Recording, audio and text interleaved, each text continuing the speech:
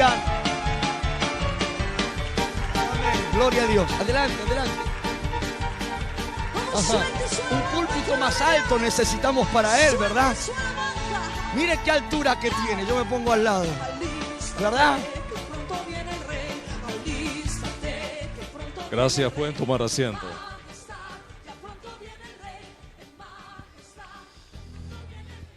Wow, qué mañana, qué día.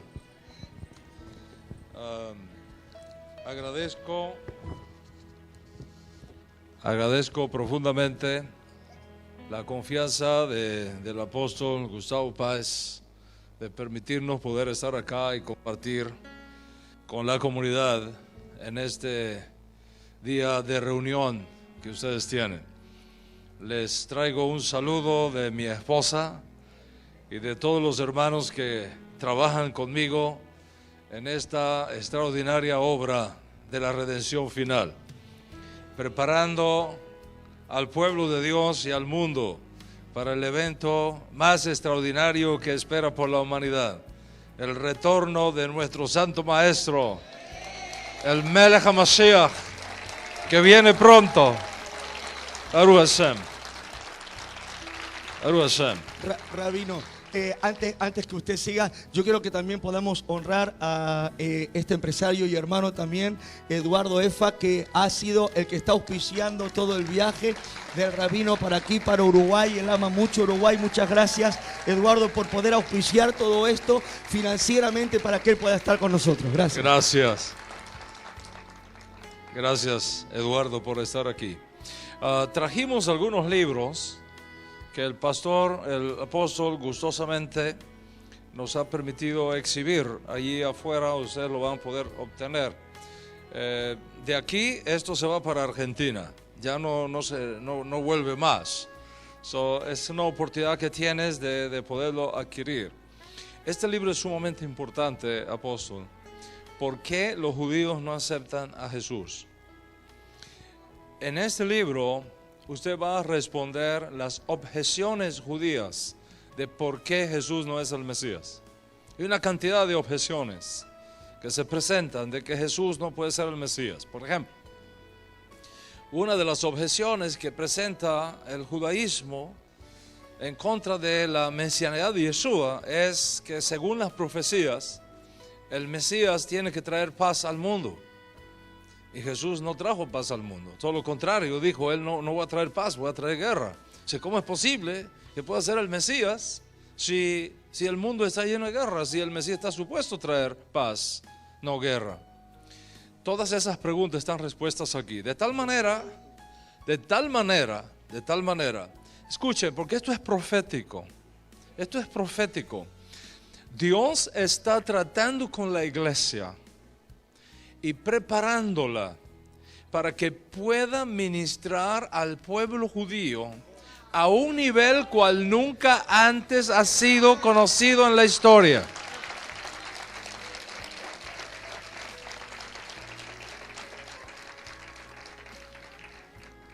Sin embargo, la iglesia necesita aprender de sus raíces hebreas. Porque si tú no conoces de tus raíces hebreas, tú no tienes punto de encuentro para hablar con un judío. Es sumamente importante que entendamos eso. Voy a hacerte una demostración. ¿Quieres venir acá? Vente.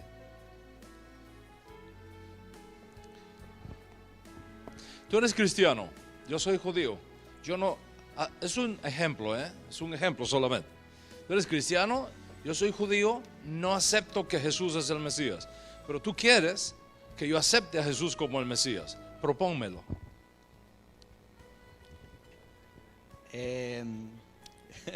A veces nos quedamos sin palabras, ¿verdad? Propónmelo. Dame una invitación. Quiero invitarte a compartir mi amistad con Dios. Quiero invitarte que aceptes a Jesús en tu corazón como un amigo, Mesías, como el Mesías. Mira, ¿cómo te llamas? Gustavo. Gustavo, muchísimas gracias. Yo entiendo tu corazón. Voy a hacerte una pregunta. Según la ley judía, el Mesías tiene que eliminar la idolatría del mundo. ¿Jesús ha hecho eso? No. Entonces, ¿cómo tú quieres que yo lo acepte? En un solo argumento, el judío lo destruye completamente. Aquí está la respuesta. Te lo regalo. Gracias.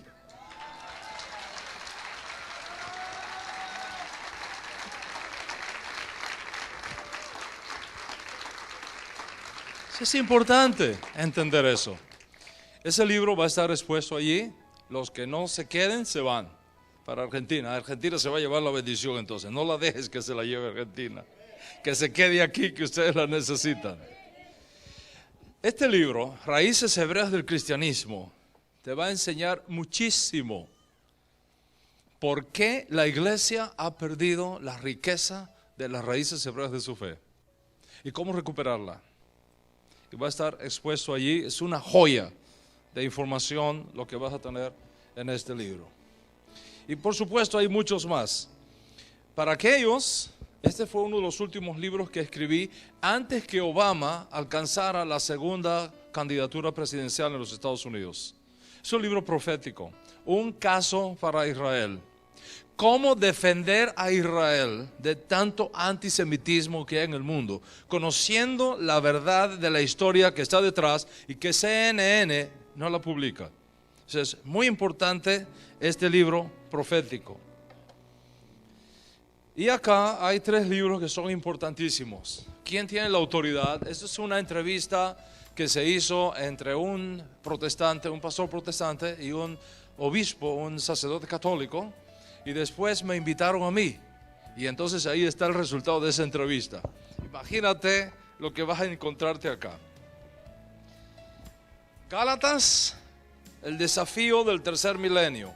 Eso es importantísimo conocer exactamente qué fue lo que enseñó el apóstol Pablo en el libro de Gálatas. Esta no es una exposición del libro de Gálatas, sino sobre el libro de Gálatas. Muy importante para pastores y líderes. ¿Okay? Y este libro que está acá, está en español, está en inglés, es pequeñito, pero es poderosísimo. El mal de ojo, mito o realidad. ¿Por qué razón muchas veces estás a punto de alcanzar una bendición y de pronto pasa algo que te la roba? ¿Qué es lo que está operando detrás? ¿Y cómo recuperar eso que Dios te ha dado y que no te acaba de llegar? Aquí está la respuesta. Aquí está la respuesta. En fin, no quiero cargarles con más cosas. Al final, esta es una obra de arte espectacular, lo que tenemos acá. Este libro es el Nuevo Testamento hebraico. El Nuevo Testamento teniendo en cuenta su trasfondo hebreo.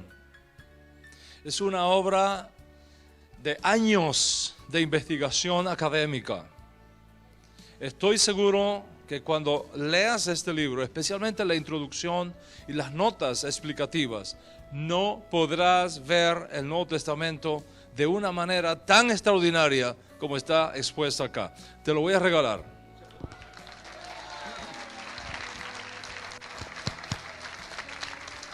Muchísimas gracias. Muchísimas gracias por permitirme el honor con Eduardo de estar acá y compartir esta riqueza de la palabra del Dios Todopoderoso aquí con ustedes en este día. Gracias por regalarme estos, pero estos se los voy a comprar yo todos. Y me los llevo por la duda que me los saquen allá.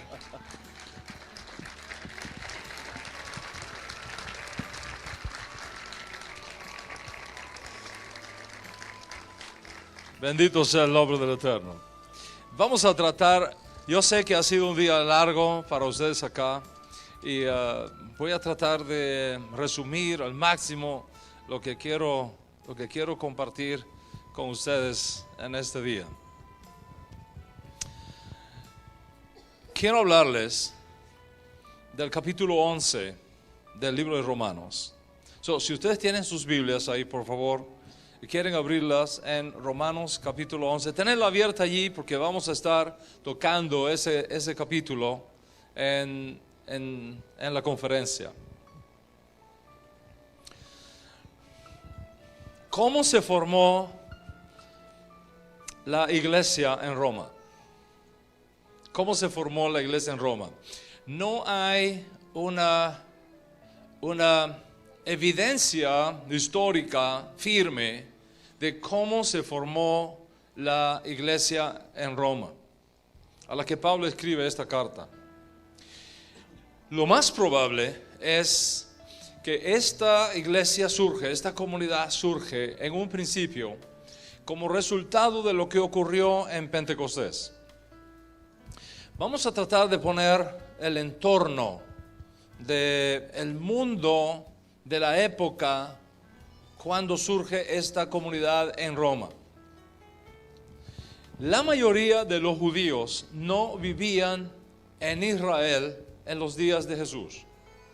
La mayoría de los judíos vivían fuera de Israel en los días de Jesús. Por lo tanto, había judíos que vivían en Roma, había judíos que vivían en Éfeso, había judíos que vivían en Alejandría, había judíos que vivían en Babilonia, había judíos que vivían en Atenas, etc. Sin embargo, hay 3 fiestas en la Biblia del ciclo festivo de la Torá, de la Escritura. Hay 3 fiestas en la Biblia que solamente se pueden santificar en Jerusalén. En aquella época el templo estaba en pie. Consecuentemente, cuando llegaban estas 3 fiestas, Shalosh Regalim, o las fiestas peregrinas, todos los judíos de todo el imperio romano viajaban hacia Jerusalén y se encontraban en Jerusalén para santificar estas fiestas. Especialmente la fiesta de Pesaj o Pascua, la fiesta de Shavuot o Pentecostés y la fiesta de Sukkot o de los tabernáculos. Por supuesto, había otras fiestas. Estaba la fiesta de Rosh Hashanah, estaba la fiesta de Yom Kippur, habían otras fiestas, pero esas 3 obligatoriamente solo podían santificarse en Jerusalén. Consecuentemente, en esta fiesta de Pentecostés que está descrita en el capítulo 2 del libro de Hechos de los Apóstoles, nos encontramos a una enorme cantidad de judíos presentes en Jerusalén cuando tiene lugar ese viento que llenó aquella casa, todos los eventos que ahí ocurrieron, y muchísimos judíos ese día, 3,000 en total, ese día respondieron al discurso del apóstol Pedro y reconocieron que Yeshua era el Mesías.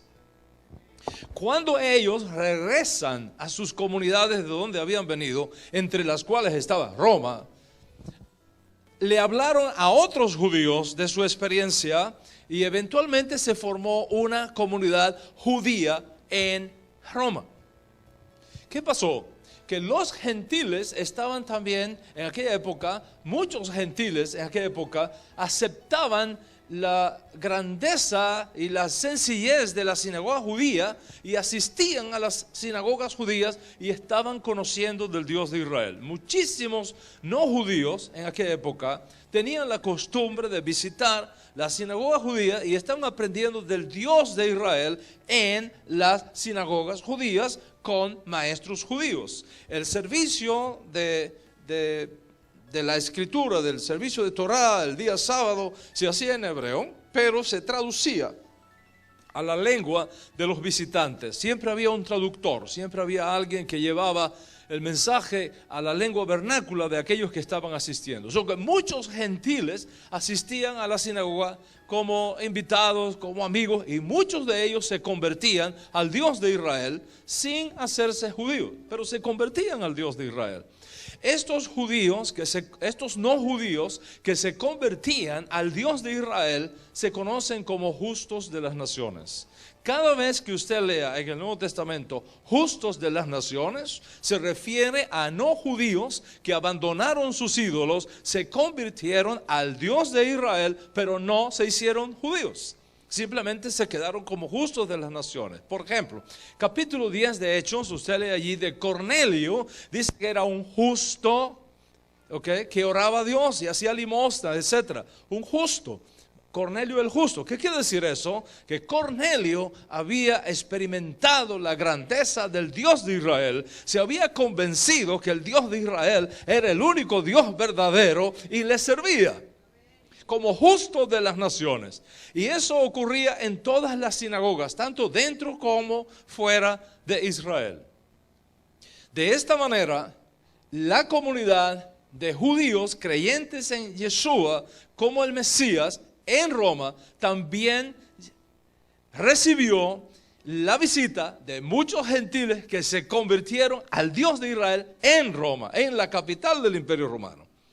En el año 41 al año 52, en la época de Tiberio, uno de los emperadores, Tiberio Claudio, se escribió un edicto imperial que todos los judíos no eran bienvenidos en Roma, eran echados de Roma, y fue firmado un decreto que todos los judíos tenían que irse de Roma. El emperador no quería a los judíos en Roma, tan simple como eso. Todos los judíos tuvieron que coger sus maletas, coger sus cosas e irse de Roma o enfrentaban la muerte. ¿Qué pasó entonces con la comunidad formada por judíos creyentes en Yeshua y por justos de las naciones en la comunidad de Roma? Se quedó sin judíos, se quedó sin los maestros judíos. Si usted va, por ejemplo, al capítulo 18 del libro de Hechos de los Apóstoles, es interesante cómo Pablo se encuentra en Corinto con Aquila y Priscila, que precisamente habían llegado de Roma por el edicto de expulsión del emperador Claudio. Cuando los judíos son expulsados de Roma y los maestros judíos se tienen que ir de Roma, los rabinos se tienen que ir de Roma, ¿quiénes se quedan al frente de la comunidad?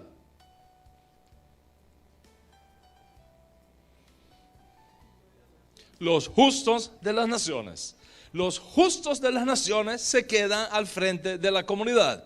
El vacío, la ausencia del judío, del maestro judío, de los líderes judíos, de los miembros judíos que tuvieron que irse de Roma, son reemplazados ahora por los creyentes de origen no judío. Y de esa manera se queda en la ciudad de Roma una comunidad, en las sinagogas judías, sin judíos, pero con presencia de justos de las naciones. Estos justos de las naciones habían aprendido del Dios de Israel, habían aprendido de la ley de Moisés, habían aprendido de las fiestas bíblicas, habían aprendido todo lo que se habla en una sinagoga.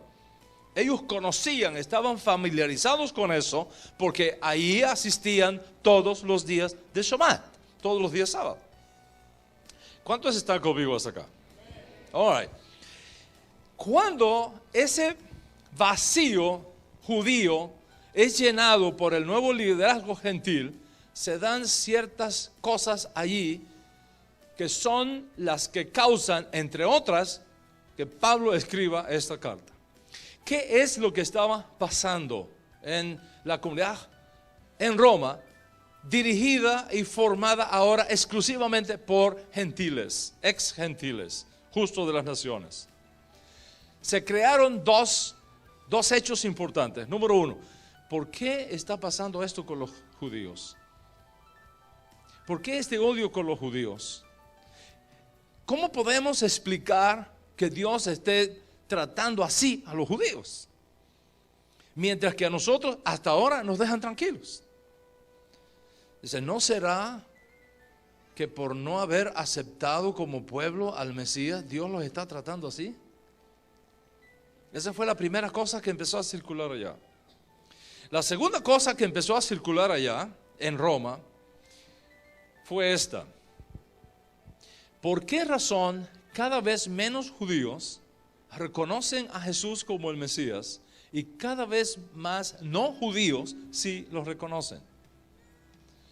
La respuesta que ellos dieron a esta pregunta es: seguramente porque Dios ha desechado al pueblo judío y ahora nos ha reemplazado con nosotros. Ahora nosotros somos el nuevo Israel. Y ese concepto, esa explicación de lo que estaba sucediendo llegó a oídos del apóstol Pablo. Y entonces él escribe esta carta a los romanos para explicar a los creyentes de origen no judío qué es en realidad lo que estaba pasando. Y de eso se trata precisamente la razón por la cual estamos hoy reunidos acá. ¿Cuántos están conmigo hasta acá? ¿Están conmigo aquí? Muy bien. Yo sé que algunos de ustedes tal vez tienen hambre ya y quieren irse a comer un buen churrasco uruguayo. Pero vamos a hacer un esfuerzo posible y dígale al estómago, esté tranquilo, que ya vas a comer. ¿Ok? ¿Qué pasó? ¿Cómo Pablo explica esto? Pablo dice, mira, ¿ha desechado Dios a su pueblo? ¿Cuál es la respuesta que da Pablo? En ninguna manera. De ninguna manera. Dios no ha desechado a su pueblo. ¿Por qué Pablo hace esa pregunta? Pablo hace esa pregunta porque eso es exactamente lo que ellos están pensando, para dar una explicación a lo que estaba sucediendo con el pueblo judío. Segunda pregunta que hace Pablo en este capítulo 11, muy importante, en Romanos capítulo 11, es esta. ¿Han tropezado los de Israel para caer? Dice Pablo, en ninguna manera. Los judíos no han tropezado para caer. Entonces, ¿cómo explicamos que cada vez más gentiles sí creen y menos judíos sí no creen que Jesús es el Mesías? ¿Cómo lo explicamos? Dice Pablo, la forma como ustedes lo están explicando está equivocada. Yo les voy a revelar un misterio que hay acá. Hay un misterio extraordinario que ustedes no pueden ignorar. Y el misterio es este: el endurecimiento parcial del pueblo judío no es algo que ha tomado por sorpresa a Dios, es algo que está concebido en los planes de redención de Dios para abrir un espacio a fin de que los gentiles puedan también venir a la salvación. En otras palabras, si la nación de Israel, si los gobernantes de Israel en aquellos días, si el Sanedrín, si el Congreso judío de aquellos días, Anás, Caifás y todos aquellos líderes hubiesen reconocido que Jesús es el Mesías, la edad mesiánica habría sido establecida en Israel, pero el mundo se habría quedado fuera. Entonces, ¿qué pasó? Dios le puso un tropiezo al pueblo judío. A ustedes les gusta mucho el fútbol, ¿verdad? A mí me han dicho que aquí se mata hasta. Tienes que andar con mucho cuidado, ¿eh? Con el fútbol no te puedes meter. ¿Verdad que sí? Imagínate un juego de fútbol. Los judíos tenemos la pelota en la mano. Hicimos un movimiento. Tenemos el gol listo. Y cuando vamos a tirar, nos ponen una zancadilla y caemos y no entra la pelota. Así exactamente pasó con el pueblo judío. Dios, por misterios que les voy a mostrar en un momento, le escondió al judío la identidad mesiánica de Yeshua. La reveló solamente a unos pocos, con la mira de dar una oportunidad para que el mundo conociera del Dios de Israel y fuese salvo. Entonces dice Pablo, esto que está ocurriéndole al pueblo judío no significa lo que ustedes están pensando. No es que Dios ha desechado al pueblo judío. No es que Dios se ha olvidado del pueblo judío. No es que ustedes son el nuevo Israel sustituyendo al pueblo judío. No, es un misterio de redención por el cual por un tiempo Dios ha escondido la imagen de Jesús como Mesías de su propio pueblo para que ustedes puedan venir al conocimiento del Dios de Israel. Y entonces, para ilustrar eso, el apóstol usa la analogía de dos olivos. Y eso es exactamente por qué pedí que tuviéramos estos dos árboles acá. Por supuesto, esto no es un olivo, creo que ni se parece a un olivo. Pero con el permiso de la imaginación de cada uno, vamos a imaginar que este es un olivo. Dice Pablo, hay un olivo que es natural y hay un olivo que es silvestre. Hay un olivo que es silvestre. Este va a ser el olivo silvestre a los efectos de la clase. Dice, ¿qué olivo es este? El olivo natural. ¿El olivo natural quién es? Israel. Israel es el olivo natural. Es un olivo que ha sido cuidado por Dios. Es un olivo que tiene pactos. Es un olivo que tiene promesas. Es un olivo que tiene alianza. Es un olivo que está fundamentado en un contrato entre el Dios de Israel y el pueblo de Israel. ¿Están conmigo hasta aquí? Ese olivo que ha sido cultivado, que está lleno de profetas, ese olivo que está lleno de palabra, ese olivo que está lleno de revelación, ese olivo que está lleno de promesas, ese es el Israel de Dios. ¿Quién sostiene ese olivo? Dios mismo. ¿Cuál es el concepto de Dios que hay aquí? Dios mismo lo reveló. Aquí no hay nada sucio, aquí no hay nada pagano, aquí todo es revelación del cielo. Pero tenemos ahora un olivo natural, silvestre, que es este que tengo a mi izquierda. Este olivo silvestre representa a las naciones del mundo. ¿Cuál es el Dios de este olivo? Los ídolos. ¿Cómo se sostiene este olivo? Paganismo. Aquí hay hechicería, aquí hay mentiras, aquí hay corrupción, aquí hay politeísmo. Aquí está Zeus, Júpiter, el Eguá y el resto de los dioses de las naciones. Aquí está. ¿Cómo se sostiene ese olivo? Debido a la influencia hechicera, idólatra que viene de su propia raíz. Por eso se llama olivo silvestre. ¿Y qué hizo Dios? Dios puso en suspenso temporal al pueblo judío para dar una oportunidad que el mensaje de la redención llegara acá. Dice Pablo, esto es una palabra muy poderosa. Dice Pablo que de alguna manera el mensaje de la redención que llegó aquí por el endurecimiento parcial del pueblo judío abrió un compás de tiempo para que el mensaje llegara a los gentiles. No sabemos cómo te llegó el mensaje a ti, pero te llegó. No sabemos de qué manera te llegó, pero te llegó. No sabemos si fue que alguien te habló, no sabemos si alguien te entregó una Biblia, no sabemos si alguien a través de un programa de radio, de televisión, un tratado, no sabemos cómo, pero la palabra te llegó. Tú estabas acá y te llegó la palabra. Y tú la recibiste en tu corazón. ¿Qué dice Pablo que ocurrió? Dice Pablo que Dios te tomó de aquí, te sacó de aquí y te colocó acá.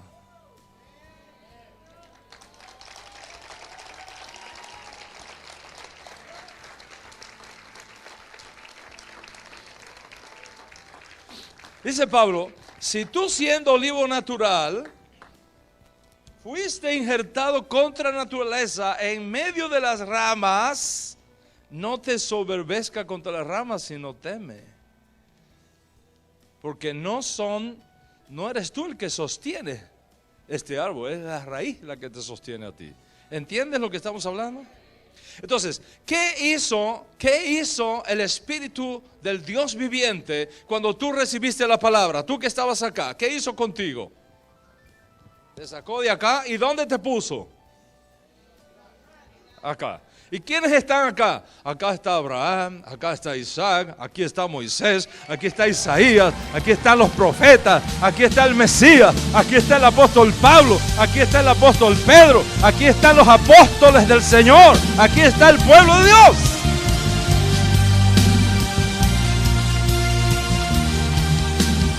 ¿Cómo te llamas tú? ¿Ah? ¿Cómo? Hugo. Hugo, un día tú estabas acá y llegó la palabra a tu corazón. La recibiste, ¿verdad? ¿Y qué hizo Dios contigo? ¿Te dejó aquí? ¿Qué hizo? ¿Te sacó? ¿Y a dónde te puso? Entonces, ¿a dónde tú estás ahora? De este lado. ¿A dónde tú perteneces ahora? Tú perteneces al olivo natural. ¿Y tú cómo te llamas? Rosana, ¿dónde tú estabas? Estabas aquí, ¿verdad? Y cuando recibiste la palabra, Dios te dejó aquí. ¿Qué hizo? Te sacó de aquí. ¿A dónde te puso? Te puso acá. ¿Verdad que sí? Ahora les voy a explicar algo que es muy importante. Dice Pablo, este milagro del injerto es contra naturaleza.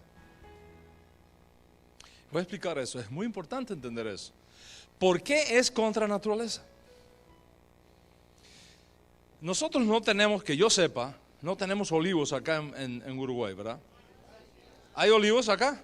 Ah, ok, excelente, excelente. Ok, vamos a ponerlo un poquito, aquí hay naranjos también, ¿verdad? Ok, vamos a suponer que este es un naranjo dulce, y este es un naranjo agrio, ok. Resulta ser que este naranjo agrio, yo quiero que me dé naranjas dulces. Porque ya está grande, ya está establecido. Ok, me gustaría que este naranjo agrio me dé naranjas dulces.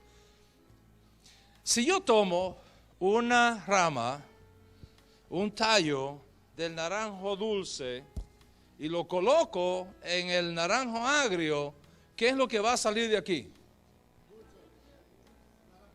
Va a nacer dulce, ¿verdad que sí? Va a nacer dulce. Pero si yo tomo una rama de naranja agria y la pongo acá, cuando llegue acá, ¿qué es lo que me va a producir? Naranja agria. Entonces, ¿no tiene sentido que Dios haga al revés? Si yo lo que quiero es que el olivo silvestre, el naranjo agrio, me dé naranjas dulces, ¿no tiene sentido que llene esto de acá para acá?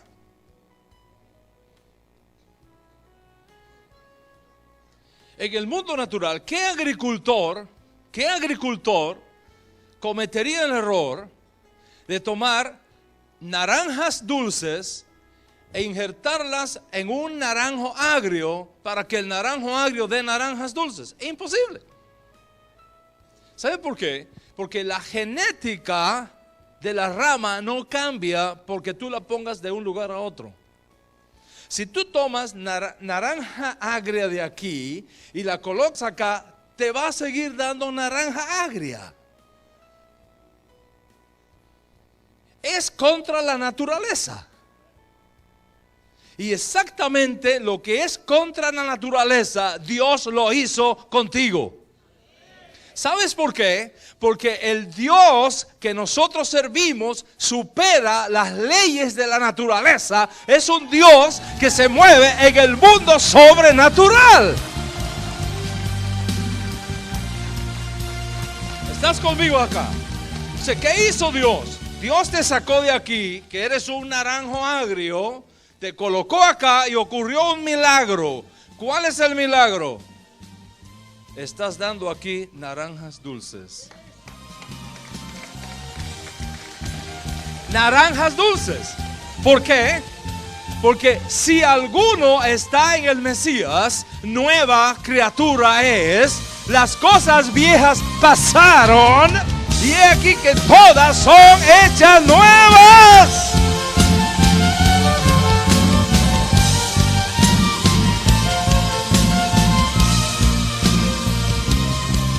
¿Cuánto entiende lo que estamos hablando? Hasta ahora todo está muy bonito, ¿verdad? La historia comienza a ponerse triste. ¿Cómo les parece que después que mueren los apóstoles, gente de Roma volvió a sacar la idea antigua de que los judíos habían sido desechados y que ellos son ahora el nuevo Israel? Y empezó a darse una teología de la transferencia. Y empezaron a decirle a los cristianos, escucha bien, empezaron a decir a los cristianos, ustedes no tienen nada que hacer acá con los judíos. Los judíos fueron desechados. Los judíos fueron eliminados por Dios. Ya ellos no tienen parte ni suerte. Ahora nosotros somos el nuevo Israel. ¿Y sabe qué pasó? Comenzaron a sacar a los cristianos que estaban injertados acá y sembrarlos en otro árbol. Y empezaron a ponerlos acá. Empezaron a sacarlos de aquí. Dios los había puesto aquí. Y ahora comienzan a sacarlos y ponerlos acá.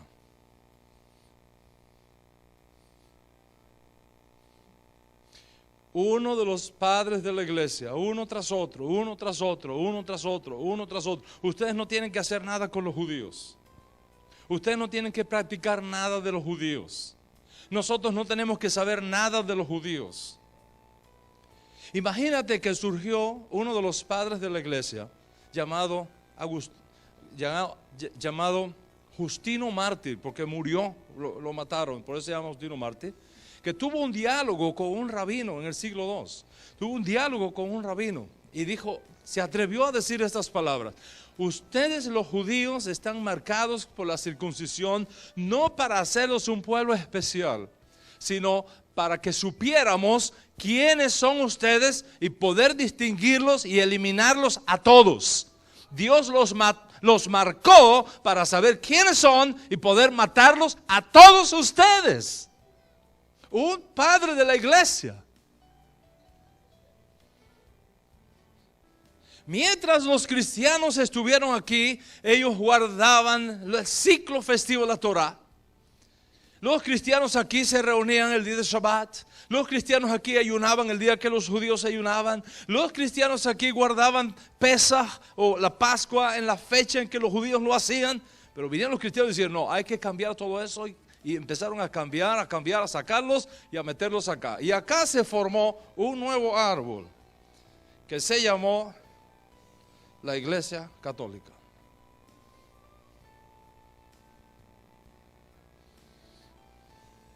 Y ahí se fue formando. Sacaban a los cristianos de acá, los judíos están condenados, no tengan nada que ver con los judíos, y vénganse para acá. Aquí en este libro, creo que se lo llevaron, Raíces Hebreas del Cristianismo, hay un capítulo que se llama Los gentiles quieren ser grandes. En ese capítulo está toda la evidencia histórica de cómo los padres de la iglesia sacaron a los cristianos de aquí, los desconectaron con sus raíces hebreas y los injertaron acá, en un suelo extraño. Búscame ahí, por favor, los gentiles quieren ser grandes, en el índice. Y poco a poco fueron dejando sus raíces hebreas, incorporándose acá, totalmente desconectados de la riqueza que aquí había originalmente. En el año 325 hubo una reunión de obispos cristianos y pusieron un documento que yo se los voy a leer en un momentito. ¿Ya lo conseguiste? En ese documento, yo lo sé de memoria, quise usarlo como testimonio, pero lo tengo aquí en la cabeza. En ese documento, Constantino escribe una carta a todos los cristianos. Una carta que usted puede documentarla históricamente. En esa carta, ¿lo encontraste? No te vayas, quédate aquí conmigo. Ven. Los gentiles quieren ser grandes.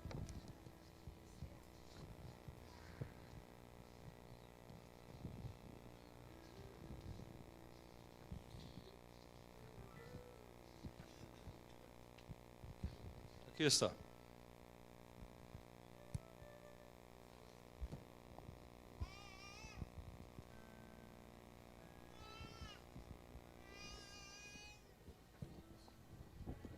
¿Puedes leer sin lentes? ¿Me quieres leer eso, por favor? Escuchen la carta. Aquí. Abriendo experimentos. Aquí. He aquí algunos. No, ¿qué dice ahí? Constantino Augusto de las iglesias. A las iglesias. Eso es lo que quería que leyera. Gracias. Aquí está la carta.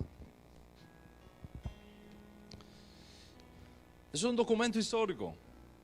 Yo lo único que hice fue traducirlo y ponerlo acá en español. Se los voy a leer. Constantino Augusto a las iglesias. Habiendo experimentado la grandeza de la bondad divina en el resurgimiento del Estado, en lo que a las relaciones públicas se refiere, pienso que es totalmente mi responsabilidad hacer que la feliz multitud que compone la Iglesia Católica sea conservada en una misma fe. Está hablando de esto aquí, ¿eh?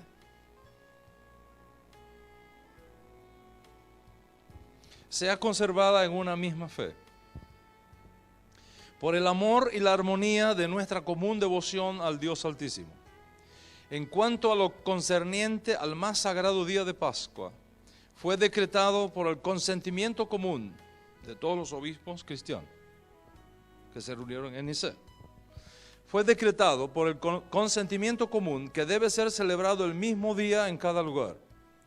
Esto es para que sea más hermoso y más venerable por medio de un festival por el cual hemos recibido la esperanza de la inmortalidad, por lo cual deberá ser observado por todos de la misma manera. Nos ha parecido a todos que sería algo indigno guardar esta tradición de la más alta solemnidad, siguiendo la costumbre de aquellos judíos inmundos y miserables. ¿Estás escuchando? Voy a repetirlo. Dice, nos ha parecido a todos que sería algo indigno guardar esa tradición de la más alta solemnidad, siguiendo la costumbre de aquellos judíos inmundos y miserables, quienes habiendo manchado sus manos con tan horrible crimen, es decir, mataron a Cristo, tan horrible crimen, están además totalmente ciegos en sus mentes. ¿Es correcto entonces que rechazando las prácticas de ese pueblo, ¿lo ves? Rechazando las prácticas de ese pueblo, rechazando las prácticas de ese pueblo, nosotros,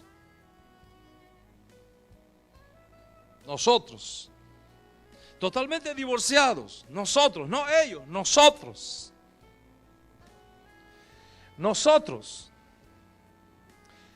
perpetuemos a todas las futuras generaciones.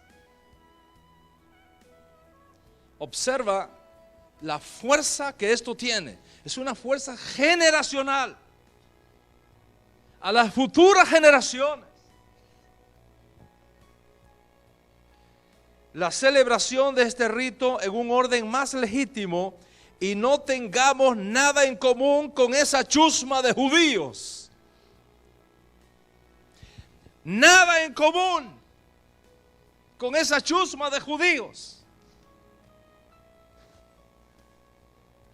Como es necesario entonces, debemos enmendar esto. ¿Qué cosa enmendar esto? ¿Enmendar qué? Que ustedes estén acá, hay que enmendar esto, hay que sacarlos de aquí y ponerlos acá. Nosotros no tenemos nada que ver con esa chusma de judíos.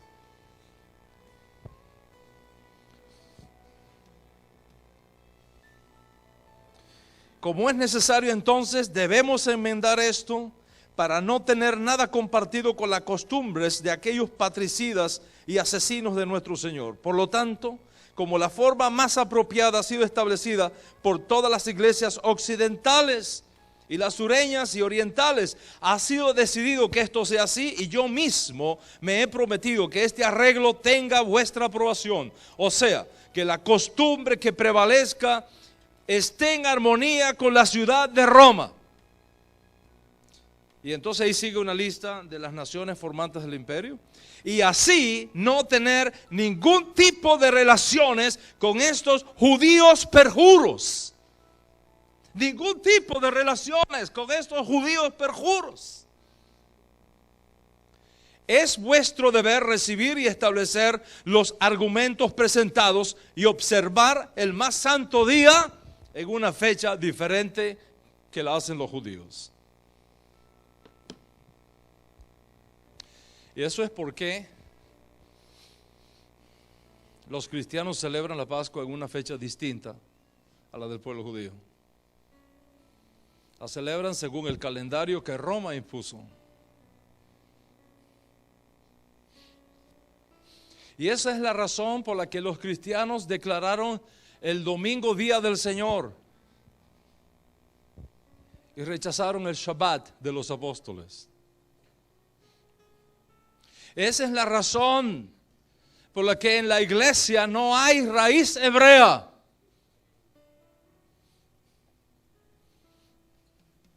Porque alguien, a partir de la muerte de los apóstoles, comenzó un proceso de sacar a los cristianos de aquí y conectarlos acá.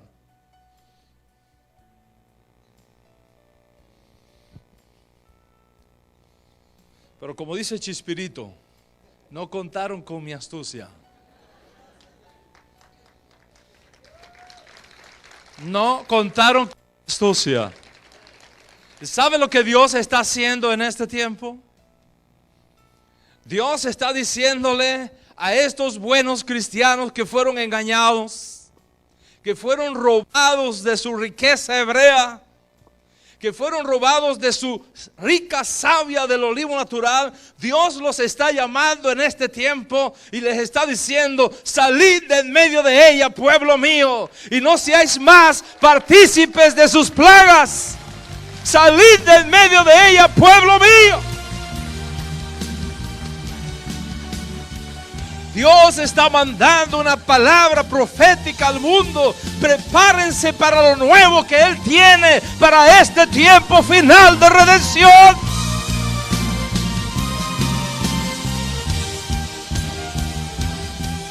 Paraos en los caminos y preguntad por las sendas antiguas, cuál sea el buen camino, y andad por él, dice el Señor.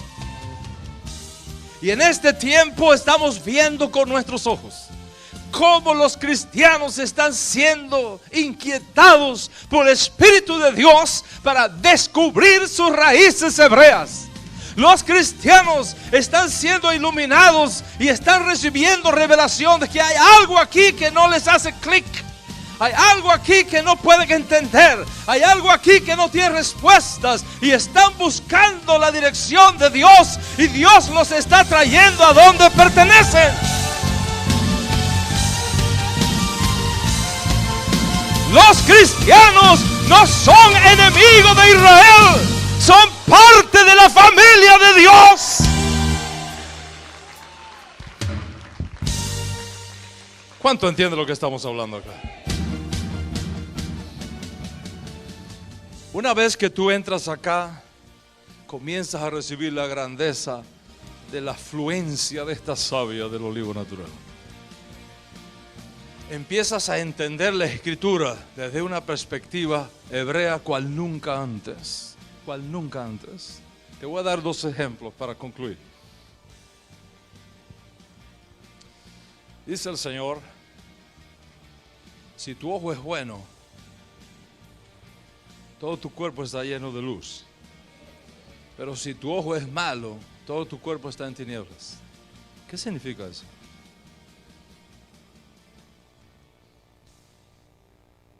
Ojo bueno y ojo malo.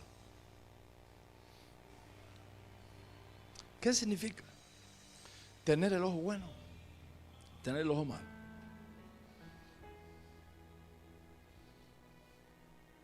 Vaya a mirar todos los comentarios cristianos sobre ese texto y te vas a asombrar de las respuestas.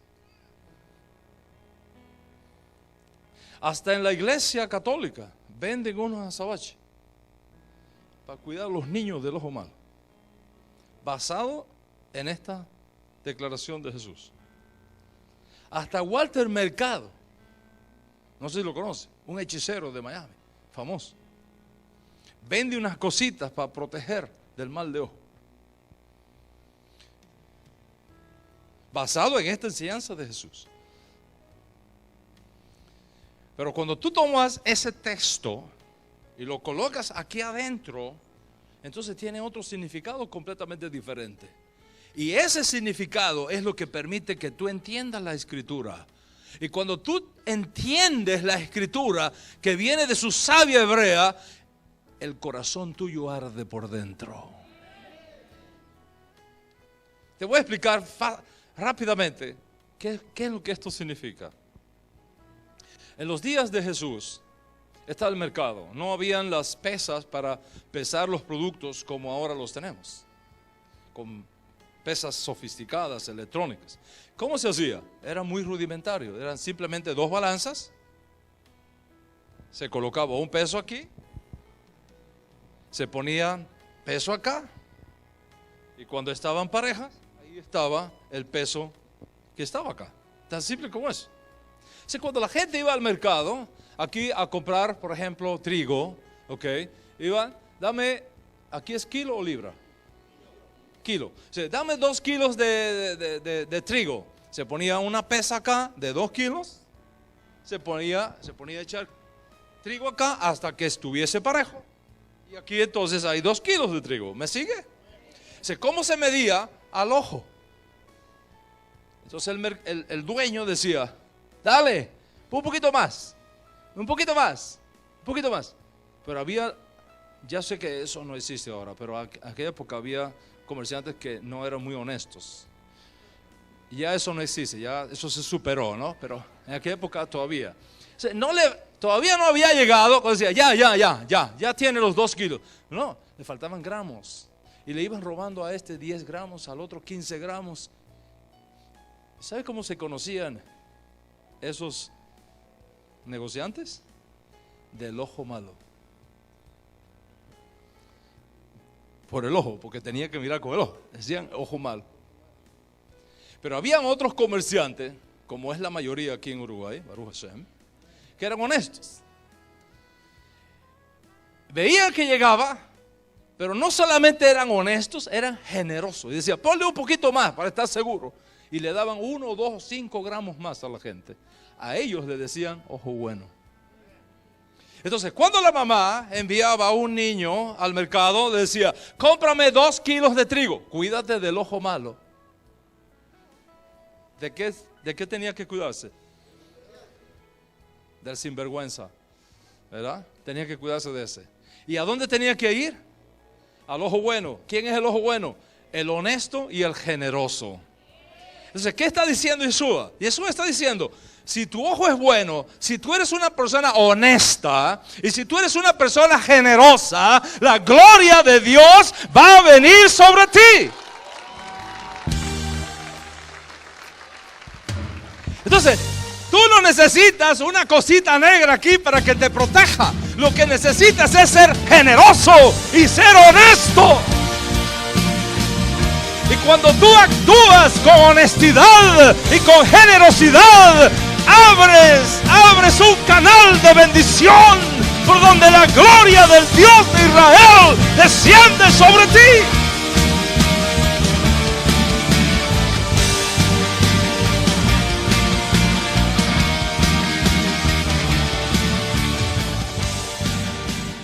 La Biblia, incluyendo el Nuevo Testamento, es una colección de libros judíos.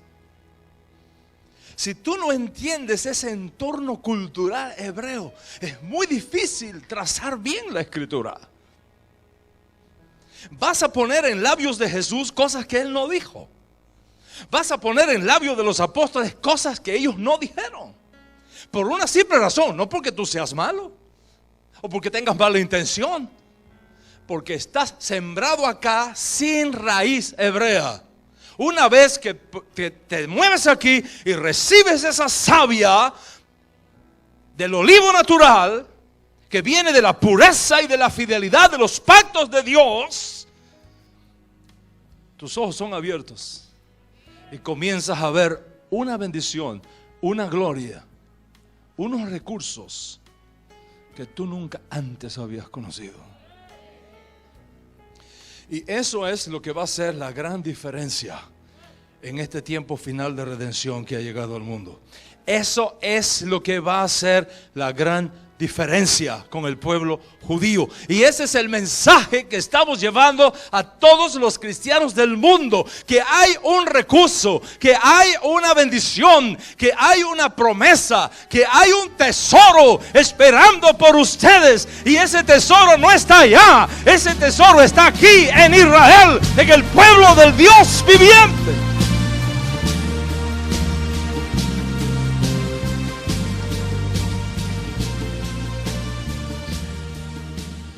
¿Hay algún venezolano acá? Perfecto. Entonces voy a hablarles en venezolano. Oye, chamo, Dile al pana que no sea pichirre y deje ir a los pavos. ¿Qué significa eso? Oye, chamo, dile al pana que no sea tan pichirre y deje ir a los pavos. ¿Verdad? Ahora tú te vas a un diccionario etimológico y buscas pavo, familia de las aves, multicolor. Dice, está hablando de los pavos, de esa ave que tiene plumaje muy hermoso, excelente. Pero ¿y qué cosa será pichirre? Bueno, pichirre y pavo tienen una relación. De pronto pichirre es el pichón del pavo. Y entonces tú haces tu exégesis y das tremenda conferencia y la gente te aplaude. Pero había un venezolano. Después que tú terminas la conferencia, se acerca el venezolano y te dice, ¿me permite hacerle una corrección? Dice, ¿cómo se va a hacer una corrección? Si yo hice una investigación exhaustiva. Es que yo soy venezolano y en Venezuela eso no significa eso. ¿Cómo que no? ¿Y qué significa? Mire, quiere decir, dile a tu papá que sea generoso, le dé dinero a los muchachos porque hay una fiesta. ¿Cómo le parece? Pero si tú no conoces la cultura venezolana, tú no entiendes eso. Si les hablo en cubano, no. Oye, Nahue, el tipo tenía el techo malo y le endiñaron una lágrima de San Pedro por los cairos. Explícame, ¿qué es eso? Le rompieron los ocairos con una lágrima de San Pedro y el tipo tenía el techo malo. Si tú no eres cubano y no conoces la cultura cubana, tú no entiendes, te pasa por encima. Porque las palabras tienen significado solamente en su entorno cultural.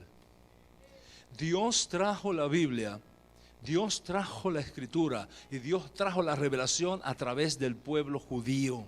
Y si tú no conoces esta riqueza, tú te expones a perder esa riqueza y no solamente a perderla, a interpretarla mal y llegar a conclusiones que están 1000 años luz de lo que Dios quiso decirte. Hoy es tiempo de redención, hoy es tiempo de volver a casa y tomar toda esta riqueza que Dios tiene para ti, por una simple razón. Según la Escritura apostólica, tú no eres extranjero ni advenedizo, sino conciudadano de los santos y miembro de la familia de Dios.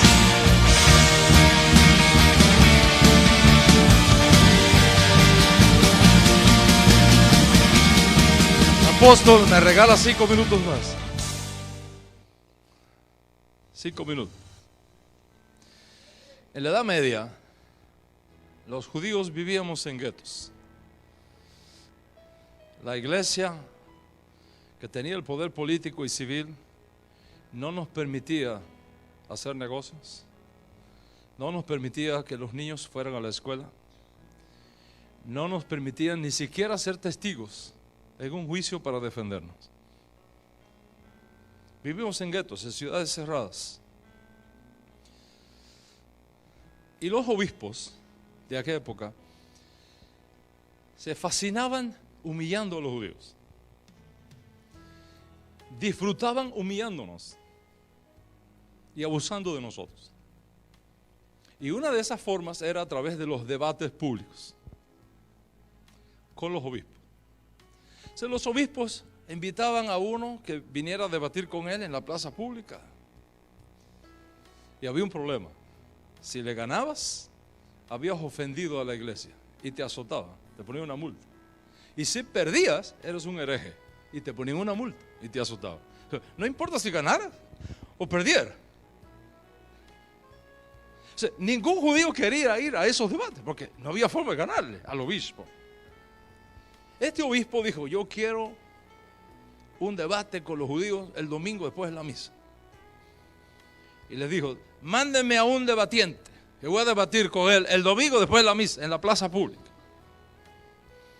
O sea, los judíos no querían, nadie quería ir a debatir. ¿Quién va a querer ir? Va a perder de todos modos. Como no apareció ningún debatiente, El obispo se encolerizó y dijo: si mañana no me dicen quién es para que el domingo venga a debatir, les quemo todas las casas. Ya la cosa se puso seria. Entonces los judíos se reunieron y dice: bueno, ¿quién de nosotros es el que más sabe? Encontraron que había un zapatero que sabía leer. Dice: tú eres entre nosotros el más sabio, tú eres el que tiene que ir. No, no te ocupes que nosotros te vamos a curar las llagas después de la paliza. No te ocupes, pero es mejor que tú sufras y no que nos quemen todas las casas. Dice el judío zapatero: todo por Israel. Y se van al debate. Se pone la comunidad judía aquí, la comunidad cristiana católica acá. Llega el obispo con pompa, se pone delante el judío zapatero. Y él tiene que mirarme. ¿Dónde están las cámaras? ¿Están acá? ¿Verdad? Enfóquenme bien, porque si no perdemos la historia. Le dice el obispo al judío: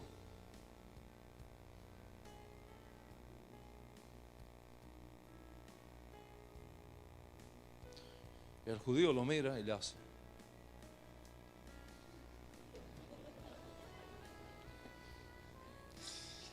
El obispo se rasca la cabeza y viene y dice el obispo al judío: el judío lo mira y le dice: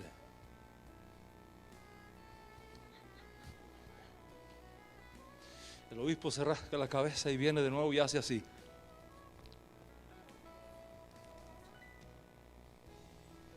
El judío viene y lo mira y le hace así. Dice el obispo: está bien, contigo no hay quien pueda, vámonos a casa. Se acabó el debate. Todo el mundo se quedó así. ¿Qué pasó aquí? Cuando llegan a la casa de los obispos, le dicen los compañeros sacerdotes al obispo: ¿qué pasó? Dice: ese judío es una eminencia, es un teólogo de la más alta calidad. Yo creo que está convertido a nosotros. Sí, ¿cómo va a ser? Sí, le dije: Dios existe en 3 personas: Padre, Hijo y Espíritu Santo. ¿Y qué me dijo? Pero es uno solo. Está claro, el tipo está claro. ¡Wow! ¿Y qué más? ¿Y qué más?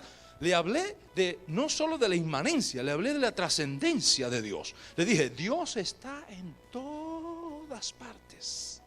¿Y qué me dijo? Aquí también. El tipo está clarísimo. ¿Y qué más? ¿Y qué más? Estaban los sacerdotes. ¿Qué más? Le dije: el problema de la humanidad es que todos comimos de la manzana y el pecado nos manchó a todos. ¿Y qué dijo él? Lo mismo. El tipo está clarísimo. Todo el mundo aplaudió al sacerdote. Pero ahora llega el judío allá, ¿no? Dice: ¿qué pasó? Dice: ¿no viste lo que hizo el tipo ese? ¿Qué pasó? Cuéntanos. Me dijo: les doy 3 días para que se vayan de aquí. Y le dije: aunque nos deje uno solo, no nos vamos. ¿Y qué más pasó? Después me dijo: no los quiero ver por todo este lugar. ¿Y qué le dije? De aquí no nos mueve nadie.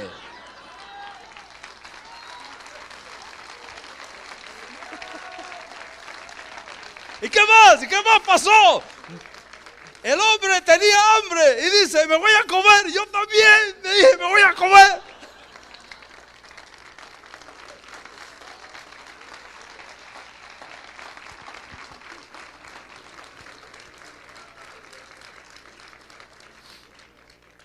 ¿Por qué pasa esto?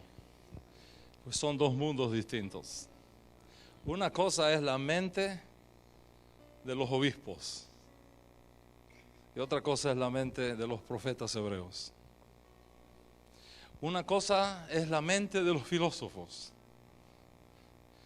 y otra cosa es la mente de los hijos de Israel. ¿Pero sabes qué? Contigo ocurrió un milagro. Cuando Dios te sacó de acá y te injertó contra la naturaleza aquí, hizo algo extraordinario. Te dio la mente de Cristo.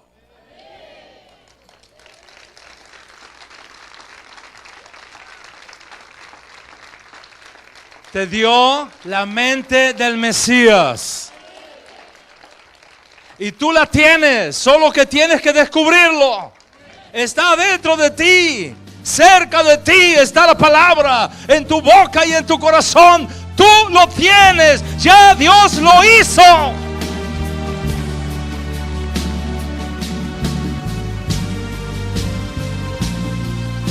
Ahora, después de ver todo esto y de escuchar todo esto, con toda honestidad, tú no eres culpable, tú eres víctima. Tú no eres culpable, tú naciste acá.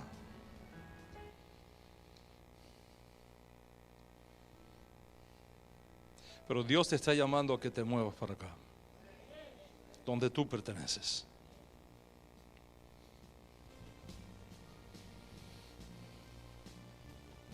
La pregunta es: ¿dónde tú quieres estar?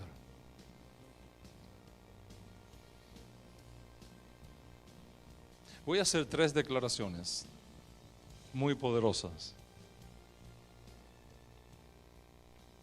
Y voy a pedirte, con el permiso del apóstol,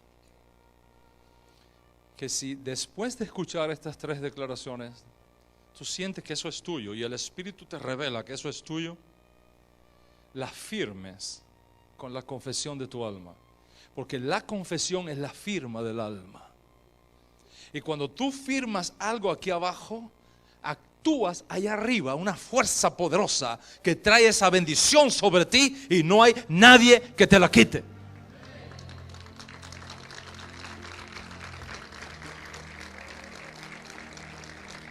Y estas son las 3 confesiones que voy a hacer.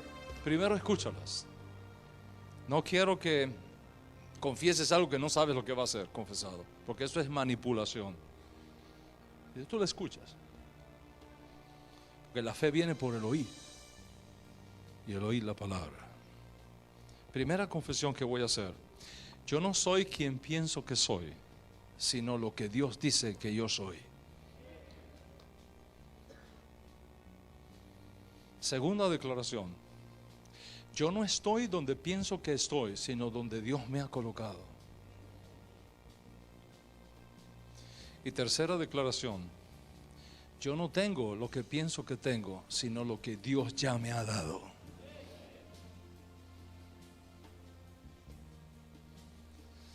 Después de escuchar eso, ¿te identificas con eso?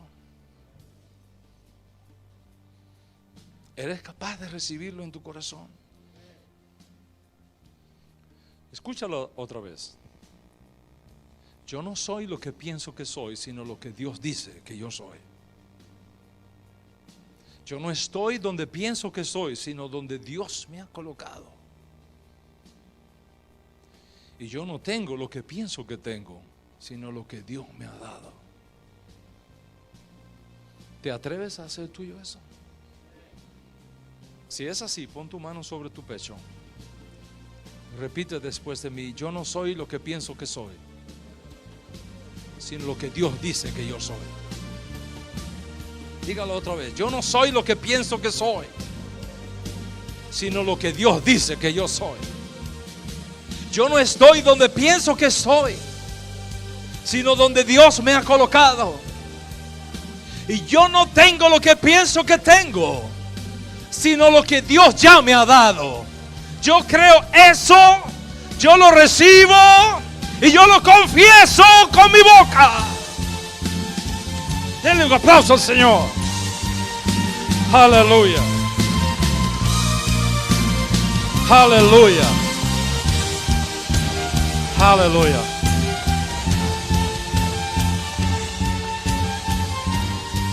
Pero ¿sabes qué? ¿Sabes qué? Es posible que haya alguna persona aquí que después de escuchar todo eso me dice: Rabino, a la verdad que reconozco que yo todavía ni siquiera aquí estoy acá.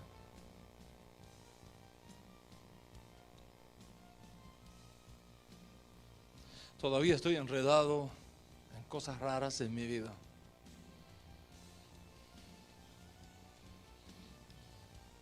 No tengo paz.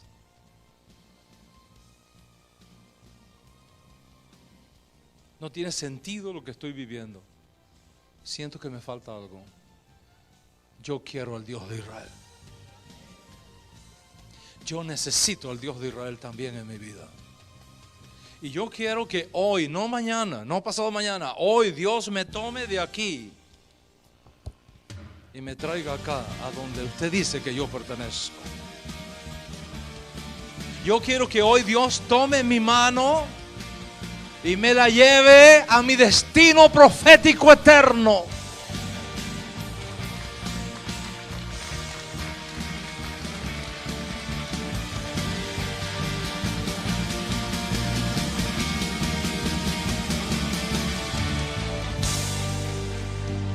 ¿Sabes la única cosa que Dios pide de ti? Que te arrepientas. Te arrepientas. ¿Y sabe lo que significa arrepentirse? Arrepentirse viene de una palabra hebrea, no viene del griego. El griego es una traducción.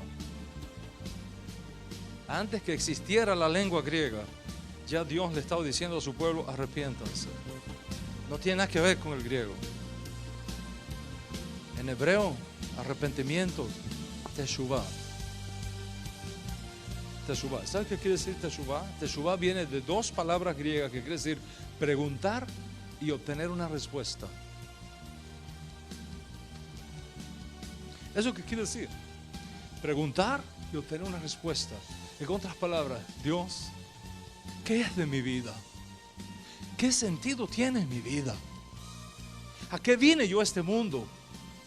¿Por qué vivo en este mundo? ¿Para dónde yo voy a ir después que pase de este mundo? Con todas tus preguntas no respuestas, no respondidas, con todas tus inquietudes, con toda tu historia terrible, o quizá no tan terrible, pero sin sentido. Hoy, al venir aquí con tus preguntas y escuchar tus respuestas, las que Dios te ha enviado, entonces tú puedes presentarte delante de Dios y decirle: yo vengo con mis preguntas, respuestas, y creo que tú eres el único que me puedes ayudar, tú eres el único que me puedes perdonar, tú eres el único que me puedes salvar, tú eres el único que me puedes sacar de este hoyo donde yo estoy, tú eres el único. Vengo con una respuesta y me presento delante de ti para que tengas de mí misericordia.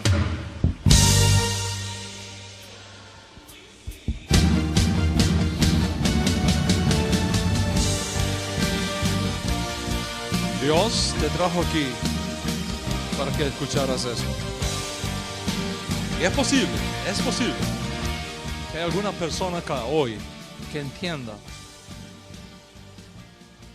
que llegó el momento en su vida para un gran cambio. Que llegó un momento en su vida donde hacer sendas derechas para sus pies es palabra de orden para tu alma. Que estás cansado de pecar y no obtener nada. Y Dios te ha enviado respuestas y tú las recibes. Y tú te vienes a Él para que Él tenga misericordia de ti. Como está escrito en el libro del profeta Isaías: deje el impío su camino, el hombre inicuo sus pensamientos, y vuélvase a nuestro Dios, que es amplio en perdonar.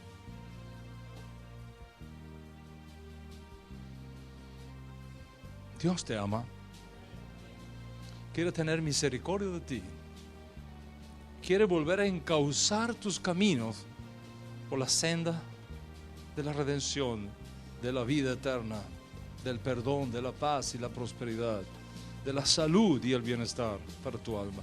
No solamente para este tiempo presente, sino también para el mundo por venir. Pero Dios no lo puede hacer excepto que tú des el primer paso de fe y le creas a Dios. Voy a invitar al apóstol que pase acá, por favor. Tú conoces este pueblo maravilloso que está acá. Aquí hay gente que necesita de Dios. Aquí hay gente que necesita hacer teshuvah, tomar esa respuesta que Él te ha dado y decidir por lo que permanece para siempre, por el Dios de Israel, por su Mesías, por la paz y por la vida eterna. El apóstol te va a invitar y vamos a orar por ti. Cierre sus ojos allí donde se encuentra. O mire, discúlpeme, ábralos. Yo quiero hacer esta invitación. Este es el momento de poder permitir que Dios te arranque de acá y que te inserte acá. Yo he experimentado esto. Dios ha aumentado mi sabiduría, mi bendición. Dios ha transformado mi vida porque yo decidí un día que Dios me arranque de allá y me pusiera acá. Y todos los destinos de Dios, los propósitos se activaron en mí para la gloria de Dios. Y esto va a ser para ti. En el día de hoy, de repente viniste a acompañar a tu madre, de repente usted vino a acompañar a su cónyuge, pero Dios te trajo en este lugar para poder plantarte acá y comenzar a transformarte. Por eso, mientras todos mantenemos nuestros ojos cerrados allí donde nos encontramos, gloria a Dios, yo quiero orar. Si usted quiere ser trasplantado y comenzar a vivir, aleluya, una vida nueva y recibir en el corazón, la Biblia dice que si confesares con tu boca que Jesús es el Señor y te arrepintieres de tu corazón, aleluya, de todos tus pecados, aleluya, tu vida será salva, vendrás a Dios. Por eso, si usted quiere en el día de hoy arrepentirse de sus pecados, ser trasplantado, comenzar a recibir todo lo que Dios tiene para usted, aleluya, todas las bendiciones y todo el propósito, levante una mano al cielo bien en alto, aleluya, levante bien en alto tu mano. Yo quiero orar al Señor por tu vida, quiero pedir a Dios por usted, aleluya, bien en alto, bien en alto. Bien en alto, si usted quiere en este día arrepentirse de sus pecados, ser trasplantado, gloria a Dios, aleluya, del olivo silvestre al olivo natural, al olivo verdadero, bien en alto, levanta tu mano, no la bajes. En segundo lugar, no bajes su mano. En segundo lugar, yo quiero orar al Señor por todas las personas que hoy quieren realmente arrepentirse porque se han apartado y de repente, como nos dijo aquí, gloria a Dios, nos ministraron en esta hora, el rabino nos dijo de que estás luchando y de repente estabas en la iglesia pero nunca fuiste trasplantado. Levanta tu mano al cielo para la gloria del Señor. Vamos a orar a Dios. Y toda persona que en esta hora tiene su mano levantada, gloria a Dios, yo quiero que abras tus ojos, no bajes tu mano, gloria a Dios, bien en alto, levanta tu mano, bien en alto, déjeme que yo le mire. Dios le bendiga, Dios te bendiga, Dios te bendiga, Dios te bendiga, Dios te bendiga, Dios te bendiga, Dios te bendiga, Dios te bendiga, Dios te bendiga, Dios te bendiga, gloria a Dios. Hay madres también, hay hijos acá, Dios le bendiga, hay muchos, bien en alto, levanta tu mano. Quiero que hagas algo, que por favor vengas por un minuto, vamos a orar con el rabino junto con él por vos. Gloria a Dios, venía aquí adelante, deje su lugar, venga de ti. Me separa de ti. Padre celestial, Padre celestial, en esta hora, yo confieso con mi